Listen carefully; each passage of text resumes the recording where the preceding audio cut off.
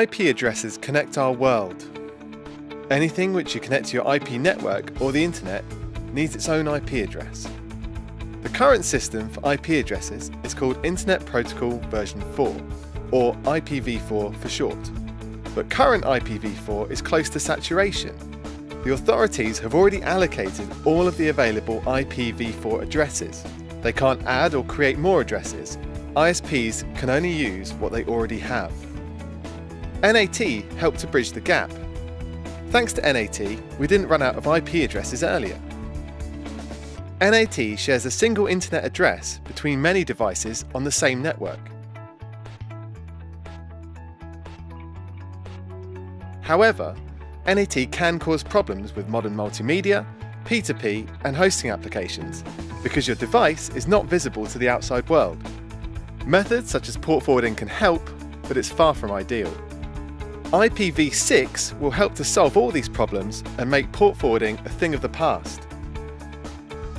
The current 32-bit IPv4 address system gives us approximately 4 billion addresses. Now that might sound like a lot, but IP version 6 uses 128 bits. 2 to the power of 128 is a very big number. IPv6 gives us access to approximately 340 trillion addresses. Now every home and office can have billions of IP addresses instead of just the one. Every single device connected to the internet can now have its own IP address. There are many things that make IPv6 great. Multiple large subnets for every customer or network. No NAT address sharing. No fragmentation. Simplified headers. Built-in mobility. Stateless auto-configuration. Improved multicast. And built-in IPsec.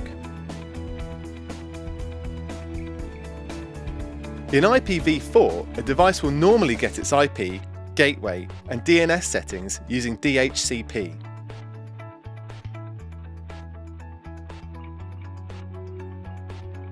In IPv6, a client can use stateless auto-configuration. It receives advertisement messages from the LAN and then builds its own IPv6 profile and chooses its own IP address. Fragmentation occurs on the internet when a packet is too large to cross a route. This is inefficient and problematic. In IPv6, fragmentation is avoided as devices avoid oversized packets. Every block of data requires a packet header. As IPv6 uses shorter headers, less data has to be sent. Another great thing that IPv6 offers is built-in mobility. A mobile device can keep its same IPv6 home address wherever it is, anywhere around the world.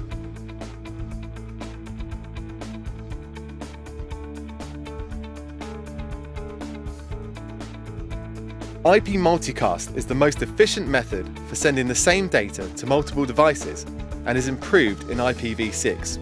Broadcast is not used. IPsec is an encryption and authentication method. It can be optionally added to IPv4, but IPsec is built into IPv6 as standard, making deployment far easier. So IPv6 is a necessity, but it can't be rolled out and switched to overnight. As well as hardware, ISPs and web service providers will need to support it. IPv4 will be needed until every internet-connected device supports IPv6. But until then, IPv4 and IPv6 can run in parallel. IPv6 builds upon the success of IPv4 and primarily overcomes the shortage of IP address space. Complete migration to full IPv6 will take years. There will probably be some IPv4 services running in 20 years' time. To find out more about Dratec products with IPv6, visit our website at www.dratec.co.uk.